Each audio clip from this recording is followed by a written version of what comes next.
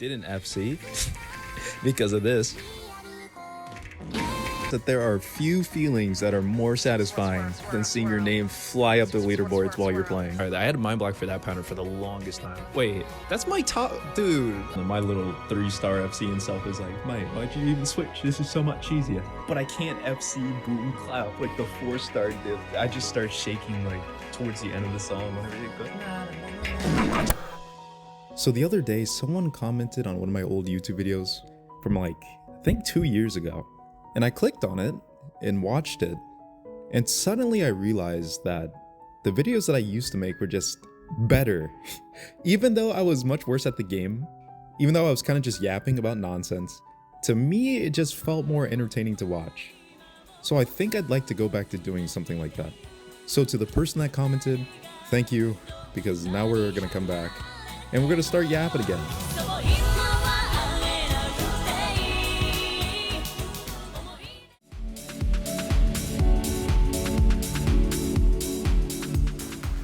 Now, when I first started playing Osu, I kind of took the same route that most people take. I was playing with no mod, and then you discover farming, and then you do like 3-modding on normal diffs and stuff like that, until you kind of grow out of it. So I'd say I 3-mod farmed all the way up to maybe 150 PP.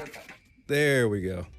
151? Then I finally took off the training wheels and started playing actual maps. And I think they were with hidden only. And at first it was with hidden only, and then I started playing hidden hard rock all the way up to about 200 PP. So for my entire 200 to 300 PP experience, I was maining DT.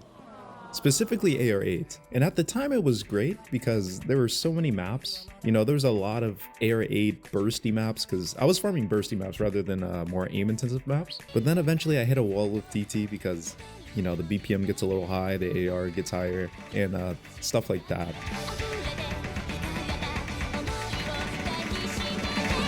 So I went back to playing hidden hard rock, and shortly after switching back I ended up setting my first 300. So glad I broke the barrier to 300 PP with hidden hard rock instead of DT.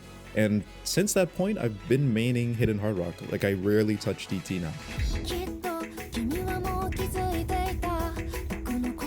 Now it's very important you don't skip step number 1 because obviously this wouldn't work. If you're choosing to play DT, the BPM is just gonna be higher. So once I made the switch back to hidden hard rock, that's when I started paying attention to the BPM of the maps I was thriving on. And I found that I could tap all the way up to 200 BPM, but I couldn't stream 200 BPM.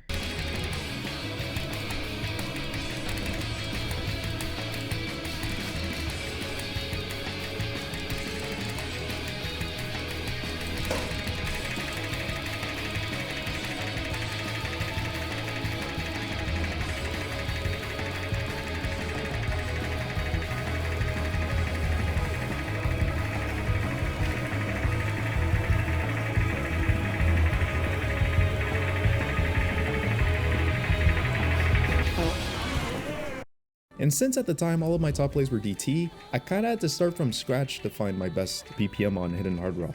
So after just playing the game for a little bit, you know, hitting F2 on the 40,000 maps I shouldn't have in the first place, I found that I really like D&B maps. So I made a collection of just D&B maps, and every time I see one, I put it in the collection, and now we got a lot of maps in there. And after a while of just playing D&B maps because I actually enjoyed playing them, I winded up being able to actually farm them. And I guess from playing all those bursty maps as well, my streaming got a little bit better. So over time I gained the ability to stream, I'd say roughly 180 BPM, maybe something like the intro to Alice in Wonderland or something like that.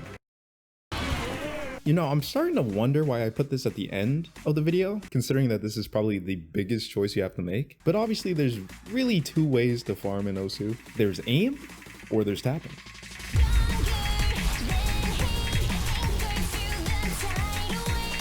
I mean, sometimes there's both, but you know, the consistency maps, but usually it's still aim or tapping. So you just gotta pick one. Now, I already said I like D&B maps. Those are definitely tapping maps. So problem solved. And even after I discovered that I like D&B maps, I realized that when I was playing DT, I was still playing tapping maps, you know, just AR8s and a little bit higher BPM. So when I figured that part out, I started looking at who was mapping the map. And make sure you're looking at who made the diff and not who made the set. Because for the longest time, I actually thought that the entire set was just made by one mapper. So yeah, look at who makes the map, because sometimes mappers have very consistent styles across maps. So if you do good at one of them, you're probably gonna do good at the other ones as well.